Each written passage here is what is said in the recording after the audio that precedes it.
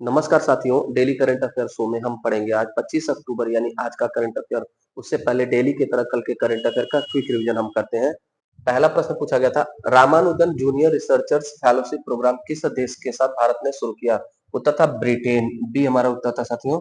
INS Sahyadri Bharat Japan समुद्री अभ्यास जैमेक्स 2025 में भाग लेने कहाँ पहुंची?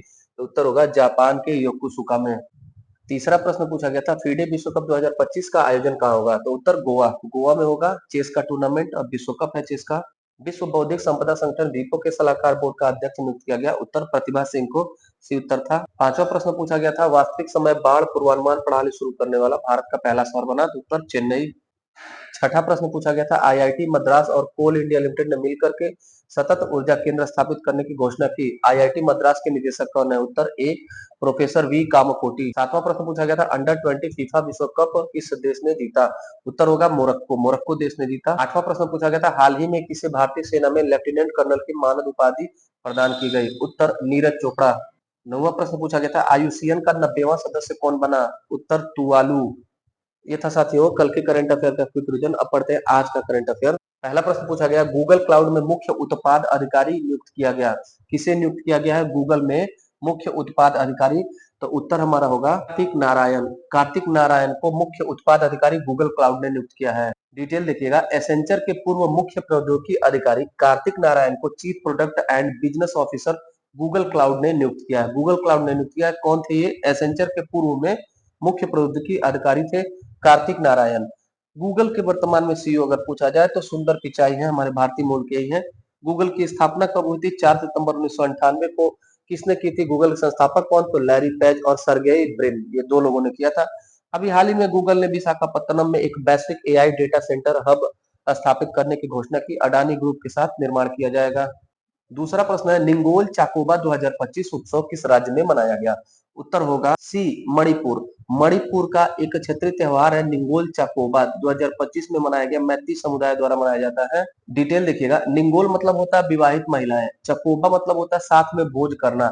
मणिपुर में मैतेई समुदाय का त्योहार है जिसमें महिलाएं, जो विवाहित महिलाएं हैं, वो अपने भाई और माता पिता के साथ पारिवारिक संबंध मजबूत करने की कामना करती हैं और उनके साथ भोजन करती हैं। यानी जो विवाहित महिलाएं हैं अपने मायके जाकर के अपने भाई और माता पिता के साथ भोजन करती हैं और यह त्योहार मनाती है मैतेई समुदाय में।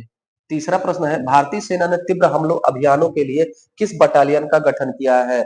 उत्तर होगा भैरव बटालियन। अभी हाल ही में हमारी इंडियन आर्मी ने एक नया बटालियन स्थापित करने की घोषणा की, भैरव बटालियन। 25 बटालियन इसमें स्थापित होगा, जिसमें 5 पहले से स्थापित हो चुके हैं, 20 और होंगे। हाइब्रिड युद्ध मॉडल रहेगा, सीमा पार हमलों के लिए तैयार किए जा रहे हैं। चौथा प्रश्न पूछा गया, हाल ही में किस देश ने कफाला सिस्टम को समाप्त कर दिया? बड़ा महत्वपूर्ण है कफाला सिस्टम।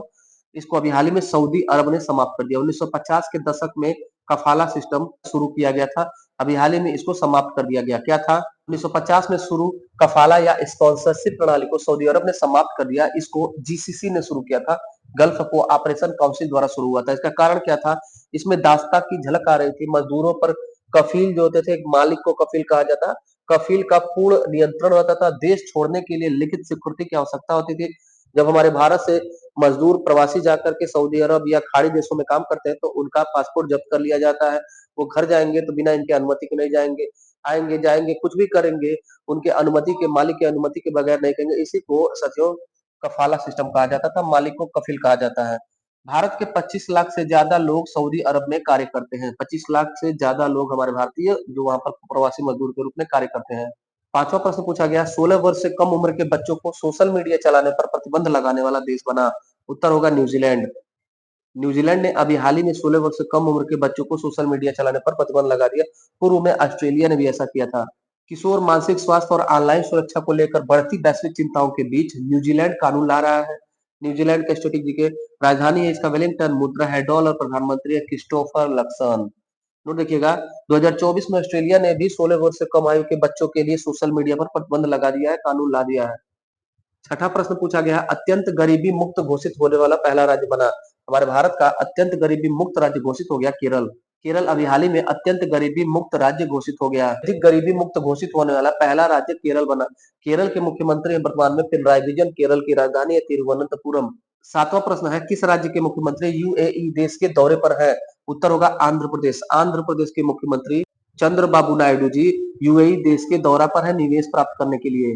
डिटेल देखिएगा, आंध्र प्रदेश के मुख्यमंत्री चंद्रबाबू नायडू 3 दिवसीय यूएई देश के दौरे पर है, जहां पर वो हरित निवेश को आकर्षित करेंगे। ग्रीन इन्वेस्टमेंट को आकर्षित करने के लिए किस राज्य के मुख्यमंत्री यूएई देश गए हैं? तो उत्तर होगा आंध्र प्रदेश के।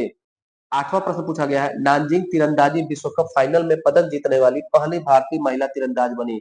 उत्तर होगा ज्योति सुरेश।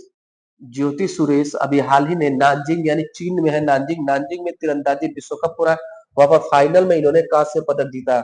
चीन के नानजिंग में तीरंदाजी विश्व कप का आयोजन हुआ, ज्योति सुरेश ने वहां पर कांस्य पदक जीता। पहली बार कोई भारतीय महिला इस विश्व कप में कांस्य पदक या कोई पदक जीत रही है, याद रखे रहिएगा।